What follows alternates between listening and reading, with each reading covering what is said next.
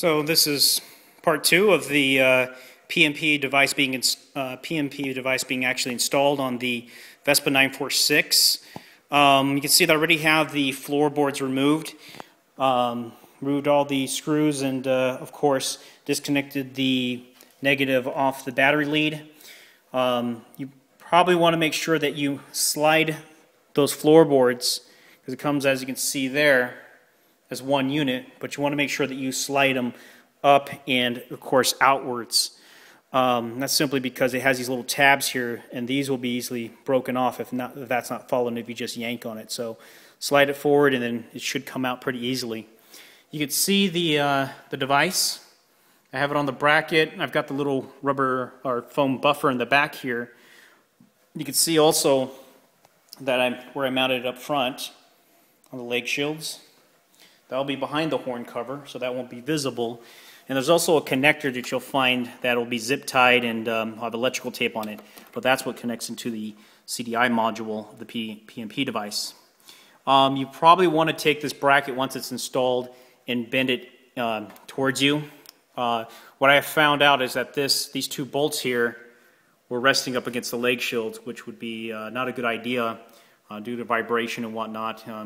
It may cause some damage. So you can actually take this bracket and can bend it outwards to have a little bit of clearance, or you can even push it back slightly, you know, to make sure it doesn't bump up against anything else. But there we have our device hooked up. That's part of the wiring harness, so that's not sold separately. It comes with the vehicle.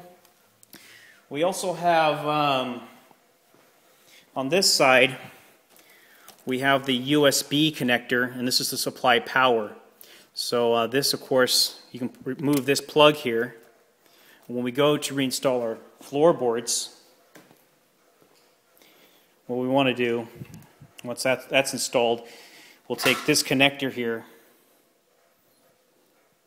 and of course we can plug it in right here and do our assembly. So that's that will probably be done in the next segmented video here.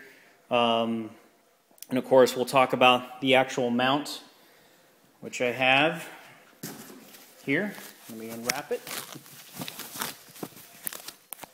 And this is the mount that will sit just below here, just below the turn signal, so it will have the holes there, but it's mostly to mount the iPhone. The one thing I found was that the iPhone mount didn't come with this kit. Maybe this is something that will come later. I can easily update this video once I post it to YouTube, but we can talk about that mount and part number for the actual iPhone. Because you'll see that when you get this kit, it'll come with the instructions.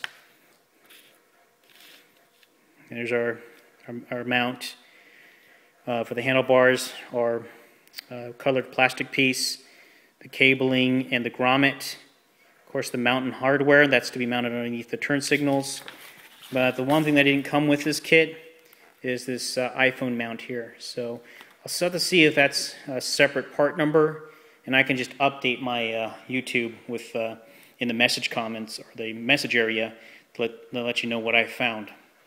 But we'll do that in another segment, but you kind of get a general idea of what's going on here as far as the CDI module and its connection, the USB connection so that you can charge your iPhone,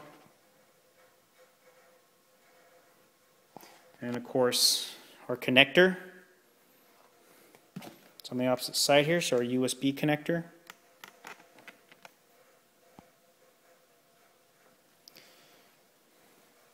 And I'll start another video just about installation, setup, and of course I'll talk about the app that can be, it's a free app on iTunes and of course on Android devices. So I should have a final product on my next video, everything wrapped up, working, and we'll talk about the functioning of that as well.